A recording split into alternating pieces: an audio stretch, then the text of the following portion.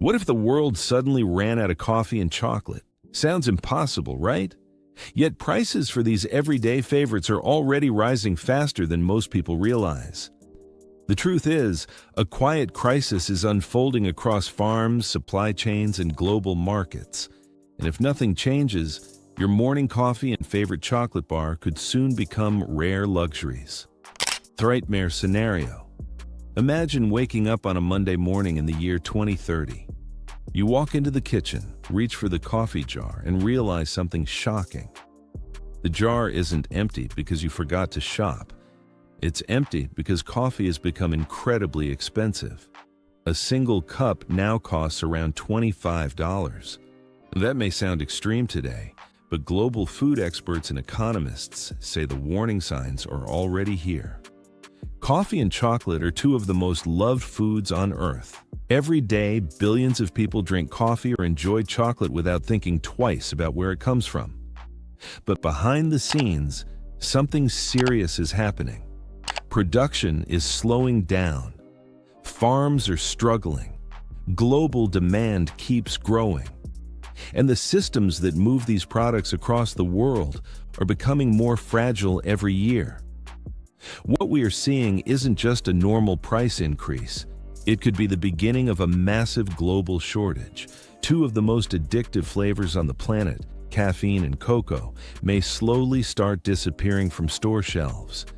To understand why, we need to look at the place where it all begins, the farms near the equator. Chapter 1. The Dying Bean Belt. Almost all the coffee and cocoa in the world grows in one narrow region of the planet.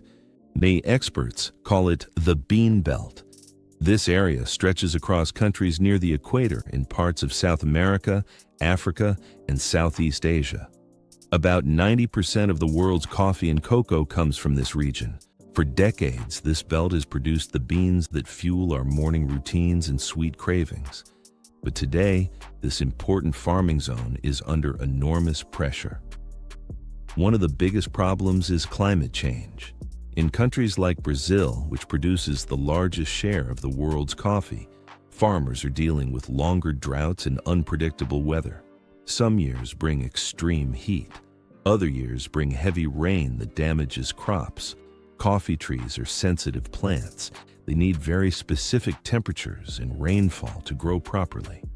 When the weather changes too much, the plants struggle to survive. The cocoa trees face similar challenges. In West Africa, countries like Ivory Coast and Ghana produce around 70% of the world's cocoa. But farmers there are fighting against tree diseases that spread quickly and destroy entire farms.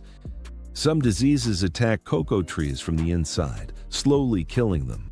Once infected, many trees cannot be saved. Another major issue is aging farms. Many cocoa and coffee trees planted decades ago are now old and less productive. Replacing them takes time, money, and years of waiting before new trees start producing beans. Meanwhile, the world's appetite for coffee and chocolate keeps growing. More people around the globe drink coffee today than ever before. Chocolate demand is also rising, especially in countries where incomes are increasing. For the first time in modern history, we are consuming these beans faster than farmers can grow them. That means global reserves, the stored supply of coffee and cocoa, are shrinking. Large warehouses that once held massive reserves are slowly running low.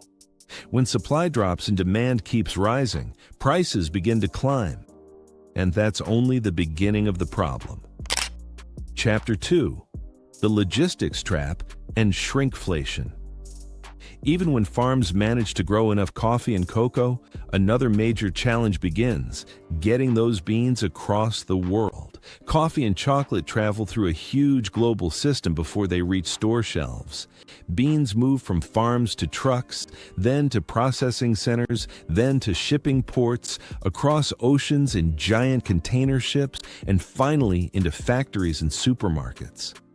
When supply becomes limited, this entire system becomes more competitive and more expensive. Large multinational companies often react first. They begin buying and storing huge amounts of coffee and cocoa while they still can. This practice protects them from sudden shortages later. But it also means there's less supply left in the open market for smaller companies to purchase. Small chocolate brands and coffee roasters often cannot afford to store massive reserves. When prices jump, they are forced to pay much more for the same ingredients. In some cases, they simply cannot compete with the purchasing power of large corporations. At the same time, transportation costs are rising. Shipping products across the world depends heavily on fuel prices, container availability, and stable global trade routes. When fuel prices increase or ports become crowded, shipping costs rise quickly. These extra costs eventually reach the companies that make your favorite snacks and drinks. To deal with these pressures, many companies quietly use a strategy called shrinkflation. Shrinkflation means the product becomes smaller, but the price stays the same. Many people have already noticed this happening in supermarkets. A chocolate bar that once weighed 100 grams might now weigh only 80 grams, even though the price hasn't changed.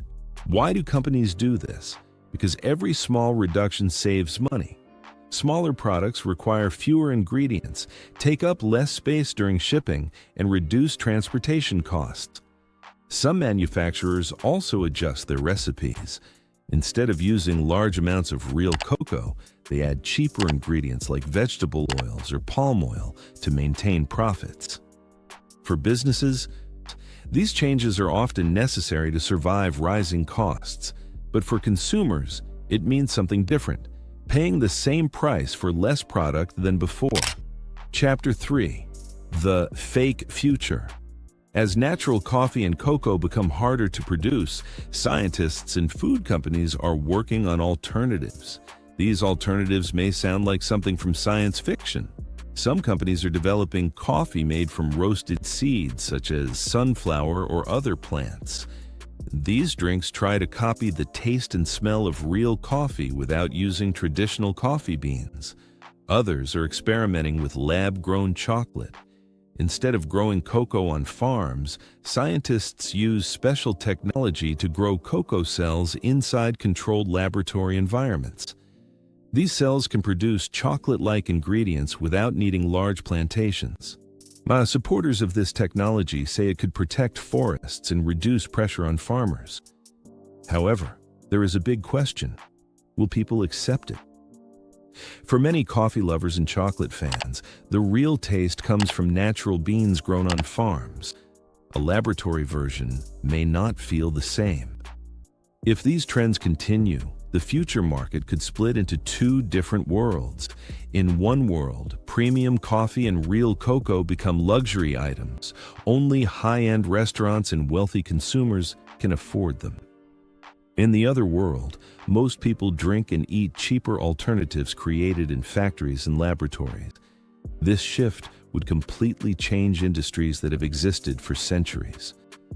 But there is still one more piece of the puzzle: the businesses that keep global trade moving. The final reality. The possible collapse of coffee and cocoa supplies is more than just a farming issue. It is a complex global challenge involving agriculture, climate, logistics, and international trade. For businesses that depend on these commodities, the next decade will be a serious test. Companies that rely on unstable supply chains may face rising costs, shortages, and unpredictable markets. But businesses that prepare early can protect themselves, securing reliable supply routes, building strong trade partnerships, and optimizing logistics systems are becoming more important than ever. In a world where resources are becoming more uncertain, smart supply chain strategies can make the difference between growth and failure. The global market is changing quickly, and the companies that adapt first will be the ones that succeed. The story of coffee and chocolate is a reminder that even the most common things in our lives depend on complex global systems. When farms struggle, supply chains break, and demand keeps growing, the effects reach all the way to our kitchens. If you found this video interesting and want to learn more about the hidden forces shaping our world, make sure to like this video and subscribe to the channel and click the bell icon so you never miss our upcoming videos. See you in the next one.